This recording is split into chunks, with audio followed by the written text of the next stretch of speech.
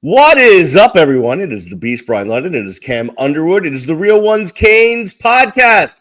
Cam is the managing editor of State of the U. Go check it out, stateoftheu.com.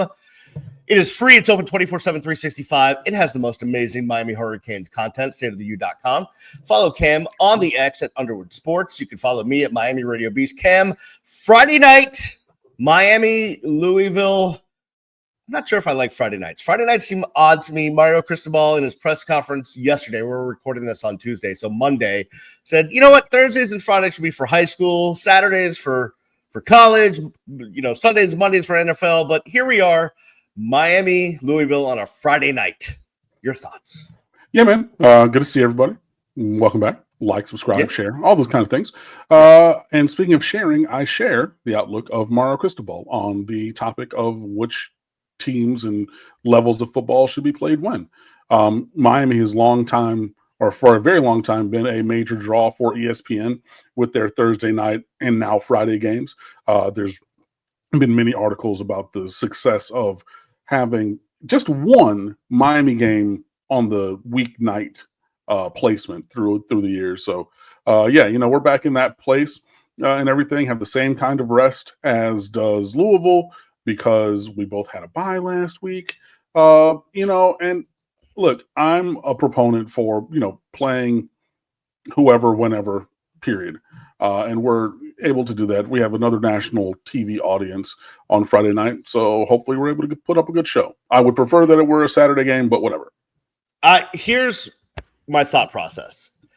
It seems like Miami always gets scheduled in these weird games that other blue bloods wouldn't get scheduled in, right? And I understand it's a matter of conference because the ACC takes a back seat to the Big Ten and the SEC. But would you ever see a Michigan play on a Friday night? Would you ever see Tennessee play on a Friday night or an Alabama? It's just one of those things, and it bothers me, but it's fine. That's what's on the schedule, so we'll play it. We've seen these major teams have weeknight games before. I remember back in 05, 06, in the back part of, their dominant run. USC played on Thursday night at Oregon State one year and lost in this or nearly lost in this massive fog storm kind of a thing. Oh, yeah. You know what I mean? We've seen, obviously the SEC, whatever, people have built it up into this other kind of thing. But I remember you're probably 2 or 3 ESPN Thursday night jingles ago, da, da, da, da, da, this, I can remember right in the early 2000s, but you would see in Alabama on a Thursday night, you would see these teams that would have, it wouldn't be all of the time, but it did happen. But yeah, especially with the ACC conference, you have seen major teams like a Miami, like a Florida State, have more just a firm, solid one a year, where it's maybe one every 4 or 5 for these other teams, and then obviously moving forward, fewer than that. But again, it is what it is. If you do your work and you execute on the field, it could be Tuesday on Jupiter. Go win the game. So that's really what my focus is. I get it, and obviously we're here talking about it, but it is what it is. Line it up, roll the ball out, let's go win. All right, so Louisville comes to town, and indeed they do. I watched that game against Virginia. Mm-hmm. Overtime game, exciting game, thrilling game, really good game. I've seen bits and pieces of other Louisville games. I think I saw some aspects of their game at Pitt. They look good, right? Louisville, for the last 20 years, has gotten great athletes. A lot of them here from South Florida. We'll take a look at who's playing running back for them. Oh, wait, a kid from Homestead. And they come to town with an offense that looks really good, and a decent defense. But again, their schedule has not been wonderful. They did beat Virginia, who's okay, and they lost to Virginia in overtime. Yeah, they lost to Virginia in overtime, but they beat Pitt. and the other three are Eastern Kentucky, James Madison, and Bowling Green. So I don't know what to make of how good Louisville is really, but I'm guessing that doesn't really matter, that this Miami team seems like the mature kind of team that's not going to look at, they're just okay, we're just going to take a Friday night off and let this one go. I don't think that's going to happen. Yeah, I don't think it's going to happen either. I think the team is really they've proven to me that they've been dialed in. They're not perfect by any means. But yeah, every week is a chance to go 1-0. Every week is a playoff game. And that's been the mentality of Mario Cristobal. You've heard the players say that. Louisville, they're a talented team. They have talent in some places. They have some skill players. Isaac Brown from Homestead is arguably the fastest running back in America. Chris Bell, number 86, the wide receiver, is good and fast as well. Miller Moss, the former USC quarterback, is their quarterback now this year. They have some talented players and have a very high PFF grade on defense. I believe theirs is rivaling what our success grade is on the defensive side of the ball. The thing is, in their offense, they can be a little hit or miss. And the thing that is really causing them some problems is the offensive line, which has a 57.0 PFF pass blocking grade, which is 105th in the country, and a 51.7 run blocking grade, which is 117th out of 136. And Miller Moss, that quarterback that I mentioned, has a 35.0 passing grade when under pressure. So I say that to say their offensive line has been not just mid, but bad. And they're going up against arguably the best defensive line in the country. And their quarterback, when pressured, has also been objectively terrible. So, there are some things to look at. Jeff Brom is a good coach. He schemes it up on offense. And just like last year in that shootout, I don't believe that Louisville is going to leave anything in the playbook. Given the opportunity for trick plays and fourth downs, and they're going to leave it all out there because they've lost consecutive one-score games to Miami, and I really know that they're looking to try to make a splash here. And, they thought they were going to come in undefeated as well. Had that game against Virginia, it got to overtime and then they ended up losing. So, and you have, there's more guys than just Isaac Brown from South Florida on that roster. So plenty of guys who want to put on a show and ruin the hometown team's night for a team that didn't recruit them. Famously, Isaac Brown went to lots of Miami Hurricanes football camps and wanted to be a Miami Hurricane, and we told him thanks, but there's no room at the inn. Seek shelter elsewhere, and you can see the kind of player that he is. So, those are my thoughts on the Louisville game.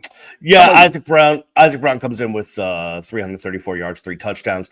Listen, the Miller Moss to Chris Bell, who's their outstanding wide receiver, combination's one of the best in the ACC. Right. Bell's got 502 yards on 35 catches, 4 touchdowns. And they create the big play between those two. So that'll be one of the focuses, obviously, for Miami's defense, is to prevent that from happening. Louisville, if you're right about the trick plays and not leaving anything in the bag, but, I think they're going to – their bread and butter – not bread and butter, but one of their – listen, the Brown brothers are great offensive minds. That's what I'm trying to get at. One is their head coach. One is their offensive coordinator. Brian Brom, on an aside, their offensive coordinator, he was the quarterback when Miami went up to Louisville in 2006. And from a Charlie Jones fumble on the goal line to the rest of the game, that was an ugly game. Miami went into the half losing. I remember this like it was yesterday because I was most of the time when I was a sideline reporter at halftime, I would not go near the locker room, even though I had access to go not in the locker room, but I could be like right outside the locker room.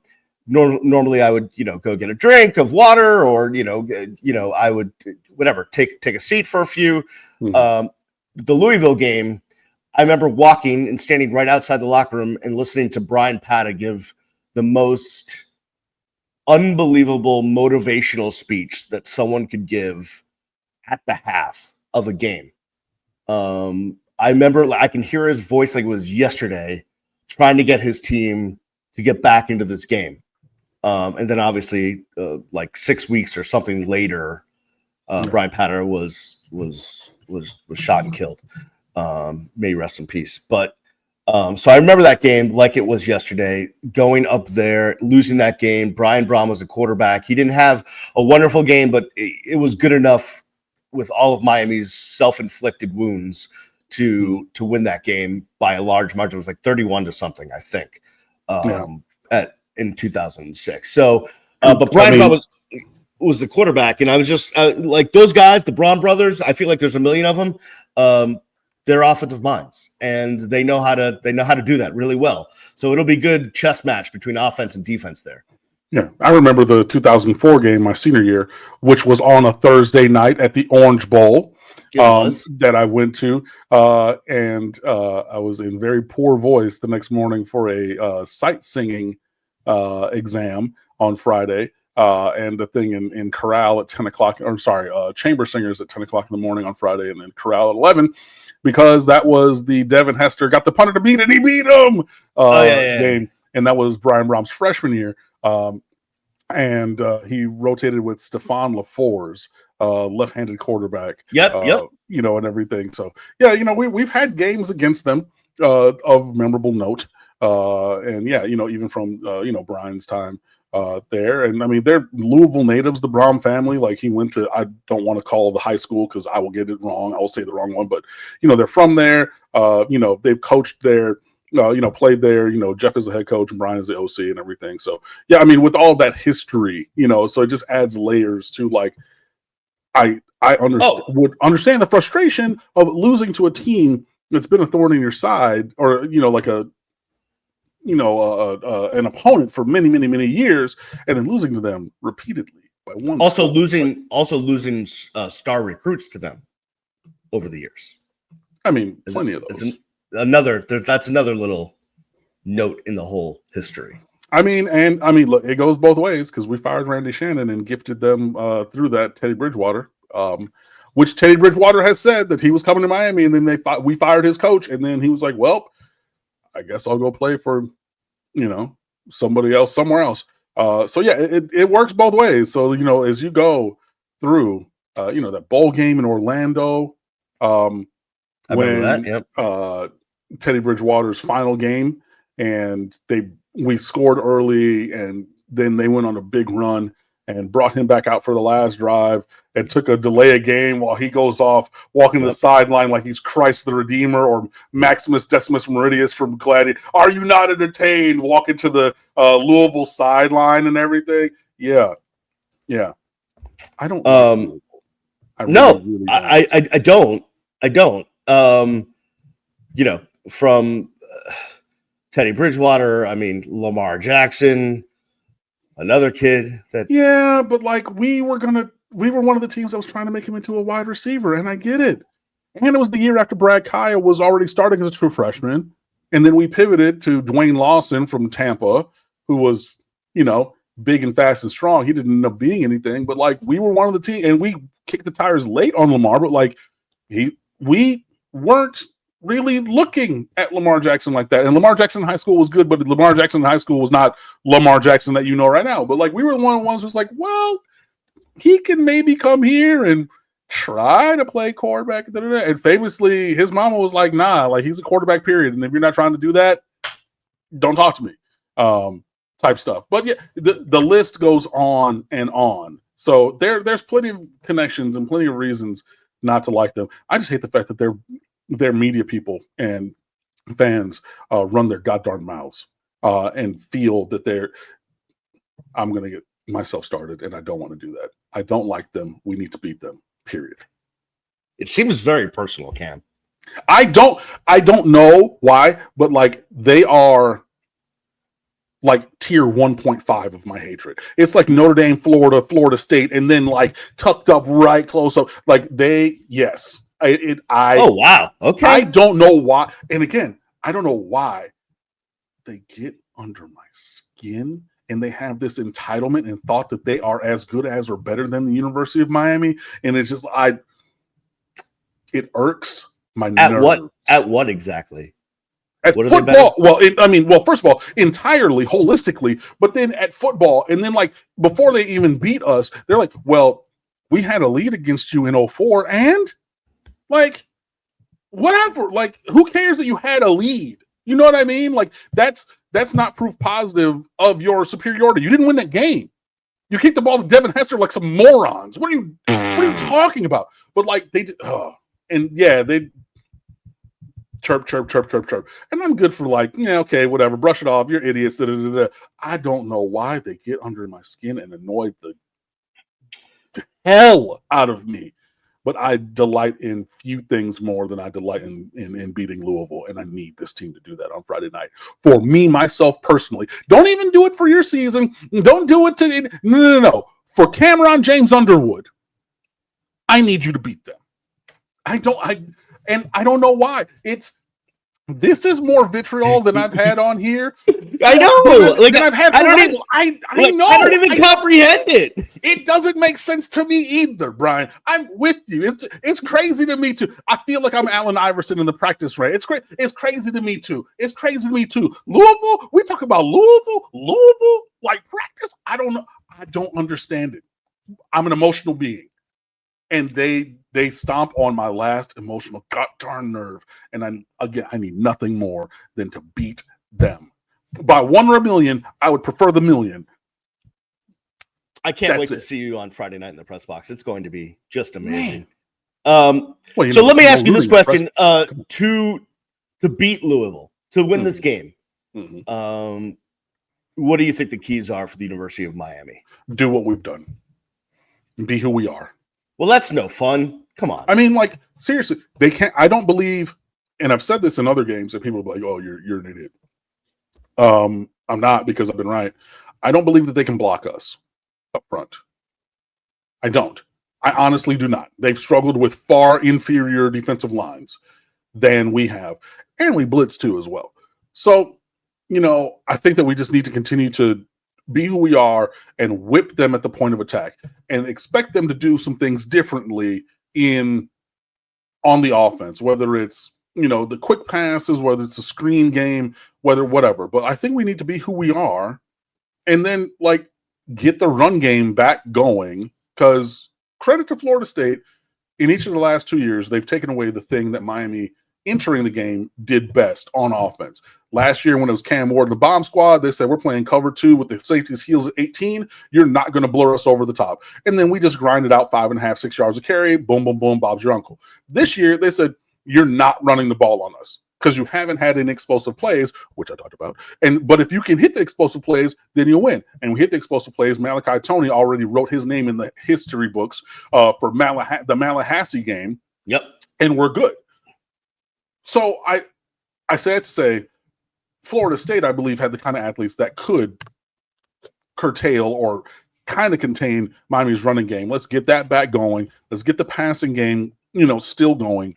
I just don't and be the ruthlessly efficient offense that we've been all season long. It's going to take some possessions for the score to get lopsided, because you have to possess the ball a few times before you're able to score points. But yeah, honestly, do what we've done and be who we are. And I'm confident that we should be able to be victorious. So I agree with you on everything that you said on Miami being able to win this game. And it does start again up front. It starts up front, both sides of the football. We're better than them on both sides of the football up front. And Jeff Brom said about Miami's duo of defensive ends in Ruben Bain and Akeem Mesidor. We talked to the coaches from Florida, and they told us that they haven't seen two guys like that on the same defensive line since in the last 3 to 5 years in the SEC. Well, he was actually saying the entire defensive line. So when you look back, talking about the issue with Georgia is their defensive front were the Monstars, right? Like they just had otherworldly mutants on the defensive line.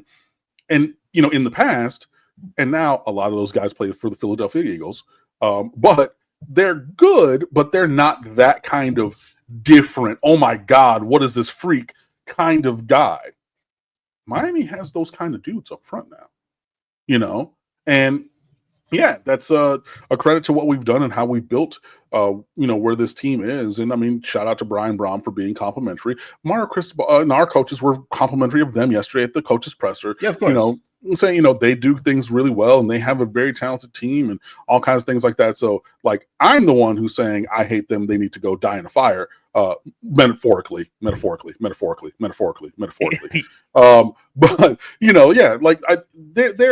they have scholarship players and they can do some things. But yeah, I really just think that, and I'm really elated to hear you just cleanly say Miami is better than Louisville up front on both sides of the ball, because I believe that to be true. But you are someone who struggles with leaning into this, or has struggled through this season of leaning into the success of this team and just saying, no, like, we're better than the opponent and we should beat them. And it makes me so happy to hear you say that. Well, no. Wait. These are two different things, right? Like, I can logically look at I can watch teams, I can watch us, I can look at stats, I can logically say, hey, like, we are better than them in this position, that position, up front, all that stuff.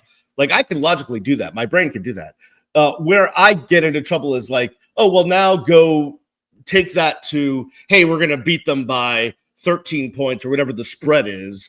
And then I start to get a little anxious, nervous, and I'm like, yeah, no, I mean, come on. And that's where it comes into it. But yeah, no, listen, we are better than them. We are more talented than Louisville. But I can't tell you how many times, Cam, we have watched in history a more talented team lose to a less talented team. That's why it's called sports. As Miami Hurricane fans, way too many than we would like. But again, my point is, like, you've even struggled to say that part on previous episodes of this show, which is why I just said, hey, this is a monumental day where you can even just cleanly say that, because usually it comes with some kind of mitigation or hedging or, well, but no, it makes me happy to hear you say that the way that you did. Look, on the legal betting app in the state of Florida, I already locked in my wager of Miami by the spread and the over, but I didn't. It was a 1 unit play, as they say, as opposed to a multiple unit play. So I put it down because I love my team, but it wasn't like I'm ready to fork over the family fortune on it. Not that there is one, but if there was one, I wouldn't fork it over on it. But that's the family fortune. This is why I have never been invited to the palatial estate. Oh, you can feel free to come over. It's not palatial. It is something. Sure. All right. Okay. Yeah. No, it's just a humble, 22,000 square feet or whatever. In case people are wondering what the numbers are, Miami opened at 14.5 point favorites with the over under of 53.5. Number moved slightly as I look on a conglomeration website right now. It looks like 13.5 is the consensus on most books, with an over under in like the 53.5 to 54.5 point range. For those who are wondering, since you mentioned taking the points and the over, I just wanted to share the ballpark of those numbers with people for entertainment purposes only. Okay, so we both think Miami's going to win the game, and that's the bottom line. Go ahead. Would you be comfortable, because I saw that there was a Louisville blog, or the guy who runs the Louisville website on SB Nation, Card Chronicle, I believe, Mike Rutherford, who has a radio show up there, he was beating his chest because some of the projections, like FPI and Bill Connolly's SP Plus, were saying that it would be Miami win by like 9.5 points on the projection, as opposed to the 13.5 to 14.5. Would you be comfortable with like a 10-point victory, as opposed to like a 15? Look, I'm comfortable with any win. You're the one that has this problem when we don't win by enough. Well, yes and no. Because at the heart of things, you need to win by 1 point. It's the fact that and this is something that I'm finishing a piece that should be up soon, this week before the game on stateofview.com. I actually listed out the times when Miami had knockout punch opportunities in the previous games and did not capitalize. it's more than you think. And like, that's the issue more than it's the process over the result, because the result has been what we desire in every single game. But if you're really nitpicking, you're really looking at the process. There have been times where there's been rampant success on the field, even the previous drives to an opportunity that is listed as a knockout punch opportunity in this piece. And then all of a sudden, we just, two penalties and a drop pass, and all of a sudden we're punting in 3-9, so those kind of things. So it's not, there's a measure of truth. It's kind of like a half truth that I have problems with not winning by enough, but I think it's, again, emblematic of the process of the performance not being what I need it or would like it to be. That is more frustrating, because in the end, like the Florida State game, we won the game. I'm happy with the win. I would have liked the fourth quarter maybe to have gone differently and maybe call that holding in the end zone at 28-11 when two dudes tackled Ruben Bain and things like that. So, yeah, kind of, sort of, somewhat, but, also looking at some other things. All right, we're going to take a break. On the other side, I've got some juicy topics I want to get into, which this podcast has already been juicy. So there is that. Do me a favor, if you're watching this, subscribe to the podcast wherever you're listening or watching, like, thumbs up, make a comment. Cam, we're starting to get a lot more comments on the YouTube videos. So I like that. Let's keep it going. I try to reply to everyone, try to get into it with people. So do that if you can, and tell all your people about the Real Ones Canes podcast, if you would. We're going to take a break. On the other side, I want to get into SEC stands complaining about everyone else, because that's what they do. I want to get into the whole James Franklin Penn State situation. Who might take that job, and are we familiar with that person? Because there's a couple of names on that list that we're very familiar with. And before we get to those two, a Miami topic we need to dive into, which has been brewing, I think. So we will do that on the other side. That and more coming your way after this. It's the Real Ones Canes podcast. We are back here on the Real Ones Canes podcast. He is Cam Underwood. He is the managing editor of stateoftheu.com. Follow Cam at Underwood Sports. I'm the Beast, Brian London. Follow me at Miami Radio Beast. Cam, stateoftheu.com. Lots of great stuff out there on stateoftheu.com. Who might replace South Carolina on the Canes schedule, because we had to make that change because the ACC is going to 9 conference games. There's Monday musings. There's all sorts of great stuff at stateoftheu.com. I will even let the people see it. If they're watching on YouTube, they can see the stateoftheu.com right now. Tell the people all about it. Yeah, man. Great website. A couple pieces. Rob Weaver already got 4 comments up on the South Carolina piece. I love having the diverse group of contributors, because I don't necessarily agree even with the premise of that piece. Personally, just because of looking at what the future schedule is already populated with and things like that. But Rob has a different view, and I'm not here to make everybody think like me. So, check that out. And I'll hop in those comments. ACC Power Rankings. I love that hero shot of Mario Cristobal right there, because, we are the big dogs. Monday Musings. I put up a piece. The Tennessee Titans fired their head coach. This is him in the background of the Cam Ward picture there, and even more. So, yeah. And also maybe a little bit of a spoiler for a future topic of this here show, but lots of great things there. Stateoftheu.com. Please come over and fan with us. Let's get it going. Yeah, no doubt about it. Great website. All right, let's dive into a couple of topics. First is Miami related, because I think we need to have a blunt conversation about this. The University of Miami is a great football team. Mm-hmm. One of the best teams in the country. But there's still areas where they need to improve. Mm-hmm. Like? One of them is special teams. And it's not kicking field goals, because they've been really good. Mm-hmm. And it's not punting the football, because they've been really good. Mm-hmm. But the returning of punts and kicks to score the ball or to block a punt or a kick, those things have not happened for a while. And it's bothering not just me, but a lot of people. We did talk about, Malachi Toney and punt returns earlier in the season, but it's been a while. since we have actually scored. Like I said, back in the day, Miami used to call their return unit score teams because that was the idea.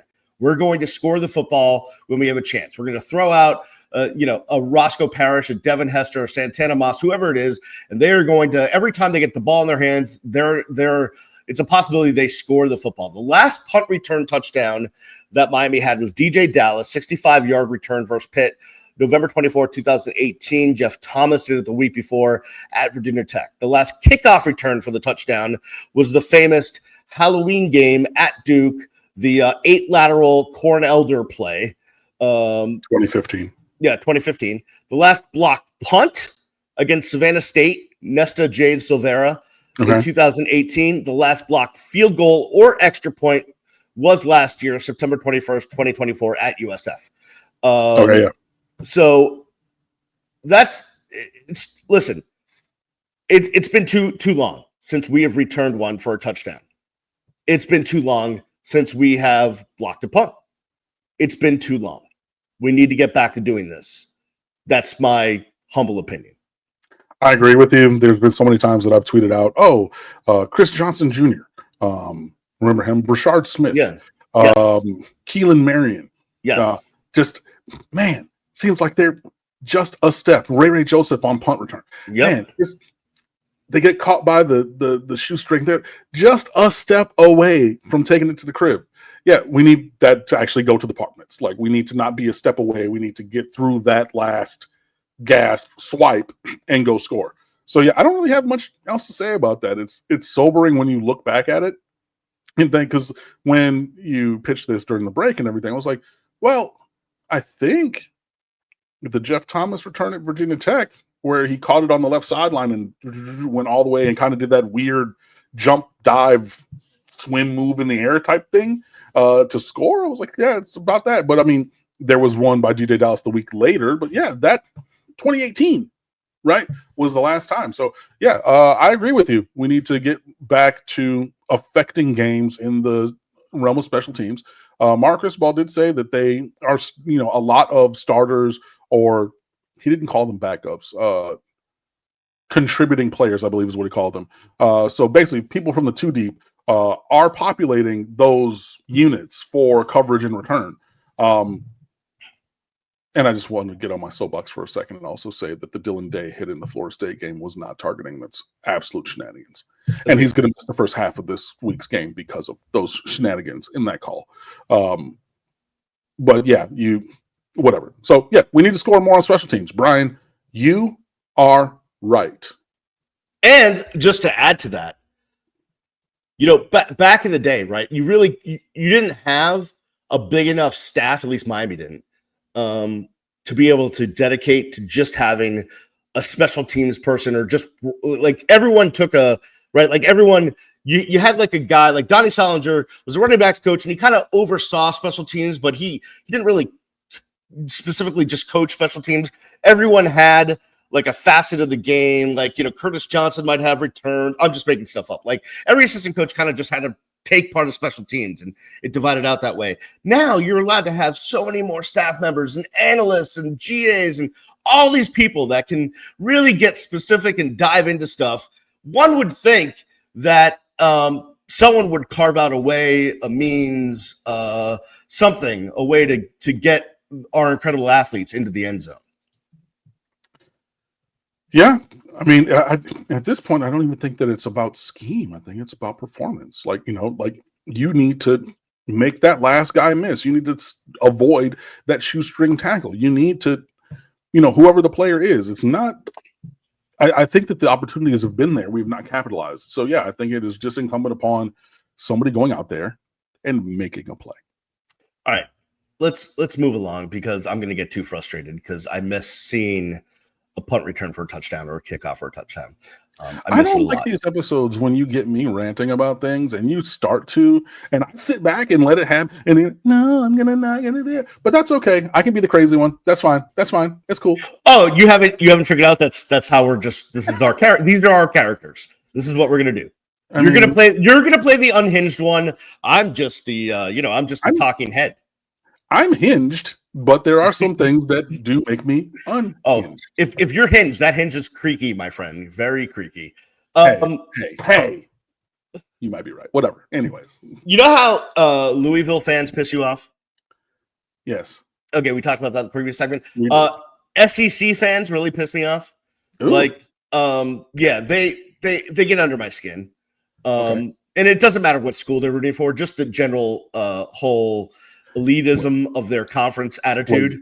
Well, it just means more, Brian. Exactly. All of that. Down here. All of that. It just means more over here in Starkville, Mississippi. Yeah. Okay. Good. They can go stuff it. So all over the I saw this was trending at one point on the X, and I was like, why is this a thing? And the trending topic was people are pissed off that Ohio State, Miami, and Indiana are ranked so high and predicted to do so well and postseason and all this stuff. And the SEC guys are like, no, because your teams don't play anyone down the stretch, and we do. We play all hard games down the stretch. You guys don't play anyone in the top 25. Ohio State, Miami, and Indiana, as of right now, the remaining of their schedule does not include any top 25 teams. And it's like, okay, but we had a tough first half of the schedule. We got through it undefeated, and now we're going to play the second half of our schedule. And also, hey, if you're so good, then win your games and be undefeated, and then you can talk trash. Until then, don't talk trash. Also, if you're like an Alabama fan and you're all pissed off that, teams are ahead of you, don't lose to what looks like a really bad Florida State team. Mm-hmm. Like, don't do that. That last part. Yeah, that hits real strong. Because Alabama could have won that game, but they didn't for whatever reason. Now, sorry, I'm going to let you continue before I. No. Yeah, I'm good. I'll let you chime in. I agree that the SEC homerism is misplaced and misguided. Like Nick Saban's not there anymore. This is not 2010 or 2015 anymore. The world of NIL has really leveled the playing field in so many ways. Like a decade ago, the distance between I'm just using one ranking or one thing because I saw Bud Elliott tweet about it. From number 1 to number 17 in the SP Plus rankings a decade ago was 4 scores. Like almost, it was like a 3 touchdown difference in the rating of those teams. From 1 to 17 now is like 1 score. Right. So it just shows that the sport is compressed. Like the teams way up at the top are not as far ahead or anything. And that's really affected the SEC because they just kind of, hoarded talent and things like that. In terms of Miami, I'm just going to center Miami in this conversation, not playing anybody who is ranked for the rest of the year as it stands presently. Louisville's 4-1. They just lost to a ranked Virginia team. Had they won that game, they would be ranked. So I don't think that's not a bad team. You know what I mean? SMU is 4-2. They lost, 2 tough non-conference games, Baylor and at TCU. But if they beat Clemson and they beat Wake Forest in the next 2 weeks, there's a good chance at 6-2, they're ranked when Miami goes up there in a couple of weeks. So there's a team that could potentially be, now obviously they got to get by Clemson. I know Clemson doesn't look like Clemson. And then Pittsburgh, presently not ranked, but they're 4-2. That's at the end of the season. If you get by, they have Syracuse, NC State, Stanford. Cool. You should win those games. Now you're 7-2. And then if you split Notre Dame and Georgia Tech in November, you're going to go in at 8-3. And probably be ranked by the time that Miami rolls around Thanksgiving weekend. So there are teams that could be ranked by the time that we play them, namely SMU and Pittsburgh. But regardless of that fact, you have to go win the games. That's why we play the sport. Shout out to Herm Edwards. And we've seen, like we talked about in the first segment, very talented Miami teams playing down to or below the level of talent of their opposition and having the worst game ever and then losing games after they're up 21-0 at Syracuse, 38 and they get boat raced 42-17 the rest of that game, right? So you still got to go win the games, but like just that on today, as we're talking about it, there are no little ranking numbers next to other teams on the schedule. Does not mean that it will necessarily be a cakewalk, though I do expect and will expect Miami to win all of those games. Yeah, Miami will be favored in all of their remaining games. Every game. Absolutely. So there is that. All right, one last topic. Well, the only thing I was going to say. Oh, Georgia Tech? No. Wait, we don't play Georgia Tech this year, do we? We surely do not. Which could we do not. I was going to say Tech, Virginia, Miami all go undefeated, and then the conference has to figure out who goes to Charlotte. It is a certainty that Miami will be a favorite in every single game in this regular season. Let's just play that out beyond the regular, because it would have to be after the regular season. When do you think would be the game or a game where Miami is the underdog and not the favorite? As the ACC championship game? No. Okay. I mean, if Miami goes undefeated through the regular season, they're not going to be underdog in the ACC championship game, no matter who they play. It would have to be probably in the second round of the playoff. So the first round are the on campus, and like if Miami goes undefeated, that means we would get a bye through that round. Correct. So in the quarterfinals, yes, as a top 4 seed, you think Miami would be an underdog? No, I don't think they will. I'm just saying, like, when is the next time that it could even be feasible to me? That's when it would be feasible. Not that I think that's going to be the case, but I'm just saying feasible. For the quarterfinals of the college football playoff would be the next feasible, or the only. I mean, I could see them playing some one-loss team in the quarterfinals. That's, I don't know, whoever it is, Alabama, whatever. I'm just Georgia, whoever it is, like that. Maybe Vegas goes, oh no, blah blah blah. But got it. We're getting ahead of ourselves. But yeah, it was just something that popped in my head, and I figured I would ask. Cool. No, it's a good question. One more question I want to answer is, who's going to be the next coach at Penn State after James Franklin was, for like either I've read 56 million or 63 million or a lot of money. He was given a lot of money to go not coach James Franklin. Yeah. And I like James. I thought James Franklin was really good for a while and gave that program some stability when it needed some. And look, he's a program builder, and he did that. I agree that he should have probably been let go. That loss to Northwestern was just not forgivable.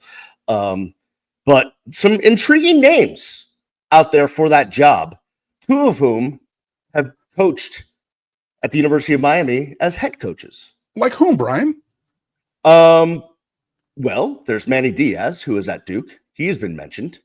We know him very well. And our old friend, Mr. Penn State himself, the defensive coordinator for the Cincinnati Bengals, Alfred Golden. Interesting. I think Franklin had to go. I am still shocked and flabbergasted that Penn State had the balls to do it the day after the Northwestern game. I just didn't see that coming. I honestly didn't. Again, that they did it then, not that he had to go, because for the longest time, and I've said this on my other podcasts and other places, like everybody knows James Franklin didn't win big games there. But it really came down to, in the traditional iteration of the Big Ten, he didn't beat Michigan or Ohio State when they had East and West. But those are 2 of the best programs in the country. And like, it was set it and forget it. 10 wins, 11 with a bowl game. You get to college football playoff last year, you win 13 games, like, whatever. But he couldn't beat those teams. You add in Oregon and others into the Big Ten, so they go right to the top of the list. So I add Oregon in there. So them losing to Oregon is something that I predicted happening, because you don't beat those teams. Like, it was Michigan, Ohio State, and now add Oregon in there. Cool. He's fired. He's unemployed today because of losing to UCLA, the laughing stock of college football, like even 2 days, the day of that game, and then that game went sideways, and then losing at home to Northwestern on homecoming. And with everything in the game and the game control and everything, I saw in a advanced stats thing from a different website, they had a 73% post-game win expectancy, which is saying 3 out of 4 times you play that game and it goes the exact same way statistically, you would expect Penn State to win, and you found a way to snatch defeat from the hands of victory. It had to be done. I'm still flabbergasted that they did it when they did it. To your question, after my soliloquy, Manny Diaz was the defensive coordinator there after, we got rid of him, and did a good job because he's a very good defensive coordinator before getting the Duke job. I think that he's a good cultural fit. I think he's a stylistic fit for what they want. I don't know that he has the range because the AD has come out and said the expectation at Penn State is that we win conference championship, Big Ten conference championships, and national championships. That is the goal. Al Golden leaving another job for his dream job that he spent, a week campaigning for before he came back to Miami. I could see that. Where I start, and I believe they should start, is you make Curt Cignetti and or Matt Rule turn you down. Matt Rule, Penn State alum, met his wife there. Like a native of State College, Pennsylvania. Yes. Like he's from there, like Mario's from here. Yeah, dog. No, Cignetti, I get it that he's older than, he's in his 60s, whatever, but that man can coach some football, don't care where. And honestly, in this new landscape of college football, it's a lateral move from Indiana to Penn State because Indiana clearly has the investment in what they're doing, financially, So it's a lateral, but yeah, it's like Roy Williams leaving Kansas to go back to North Carolina finally to coach their basketball team because, Dean Smith went and he offered the job to Roy. He was like, I'm going to do my own thing. He won a championship at Kansas. And finally, Dean was like, hey, we've had a couple of coaches. You need to come on home. You kick the tires on Curt Cignetti, but Matt Rule, you really, really lean in there and make him turn you down before you go anywhere else. And that's, again, before you even get to the Miami connected candidates of years gone by. Matt Rule has the same issue of not beating top 5 teams. I was just gonna say, like, Matt Rule's coaching record's pretty mid. Yeah, but look, he took over a bad Temple program. I get that. But took over Baylor after the Briles scandal. Got worse before it got better. Left, went to Nebraska, needed to get a little bit worse before it gets better, type thing. And there's a case to say, hey, you bring this Pat Mahomes cosplayer at quarterback from, his ancestral homeland where his, father and brothers. Well, the guy that people are saying could transfer to the University of Miami. Yeah, or he could transfer with his coach to Penn State if you hire Matt Rule. I think if I were to kind of do power rankings or things like that, I think that Al Golden and or Manny Diaz both have a puncher's chance. Throw a jab, throw a cross. Maybe you get lucky and you land that incredible punch and, get this knockout and get this job. But if you're looking for someone to go win championships, conference and national, which is what the AD has stated from his own mouth, is the firm expectation. You cannot get this hire wrong. And Penn State is banking on James Franklin being their analogous Mark Richt before they go get their Kirby Smart. I caution them that we've seen this work the other way in many places. We've seen Michigan get rid of Lloyd Carr for going 9-3 consecutively and not winning a championship. And then you get Rich Rodriguez, and then you get Brady Hoke, and it was 15 years before they were good again. Bo Pelini was winning 9 and 10 games at Nebraska. You said that's not good enough, and then they're still not winning 9 and 10 games to this day, right? And there are others. So I get it that they're saying he's Mark Richt, James Franklin, and we're going to go get a Kirby Smart. It is much more likely that they're getting rid of 9, 10 wins consistently, and they're going to go and they're going to get somebody who does not even deliver to the level of the previous coach. So I get that, everything is greener. I get that, you want to keep up with the Joneses, and I saw that they got rid of a coach. There's been umpteen places that have gotten rid of coaches who are performing to, a 8-4, 9-3, maybe 10-2 level in hopes of going forward, but instead tear things down unwittingly, and it ends up going backwards. We'll see which one it is. But again, if you're looking at the singular example, that's the outlier. That's the exception, not the rule, right? So you look at these other places that got rid of performing coaches and they took a step back. Pride comes before the fall, and I get that James Franklin had to go. Penn State, I don't know that is going to go the way that you think in your head. But hey, good luck, Godspeed. I agree with you on Matt Rule, and I don't think Manny or Al are going to get that job. I would just say to you with Curt Cignetti that he's a guy, if he's able to do what he's done at Indiana at any school that actually has the financial wherewithal to support him with anything he wants, he could be a juggernaut of a coach. He is a little bit older, but you know what? Guys are coaching into their 70s now. So, yeah. Whatever. And also, Cignetti, he was, at Nick Saban's school for wayward coaches in Alabama as an assistant at that staff years ago. And he left from there to go to James Madison intentionally when they were 1AA, and was just like, cool, I'm going to go somewhere and I'm going to go start winning, and cool. And people were like, what did he do? Win everywhere he's been. So, I get it why he's a candidate, but yeah, I'd say between Cignetti and Rule, you make them turn you down like firm and final. Like, even if they say, thanks for the interest, not interested, call them again. You know what? I heard the initial feedback. We're going to put a new plan together.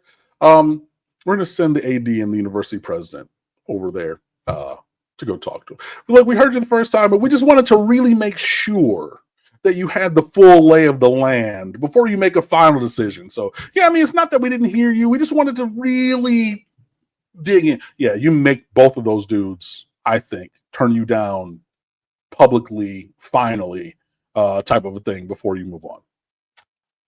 All right. That'll do it for this episode of the Real Ones Canes podcast. I remind everyone out there, please subscribe. If you're listening, subscribe. If you're watching, subscribe. Hit the thumbs up. If there's a like, do that. Comment wherever you're listening or watching. Make a comment. Tell Cam he's unhinged. Tell me I'm the voice of not being unhinged. Yeah. Do all of those things. But also, and I'm going to interrupt your closing statement here, I'm here to remind you. Yes. There are only 4 more home games for the Miami Hurricanes this year. Valid point. And one of them is this Friday. So you should be there. Find yourself at Hard Rock Stadium. If you're local. If you're not, then obviously tune in Friday night, 7 o'clock ESPN. But if you are local, be there in person to the Asylum. Make it crazy for these Hurricanes, because I don't want to hear in February and March, man, I wish there was a game. There's a game 3 days away from now, and I should see you at Hard Rock Stadium. Thank you very much for your attention in this matter.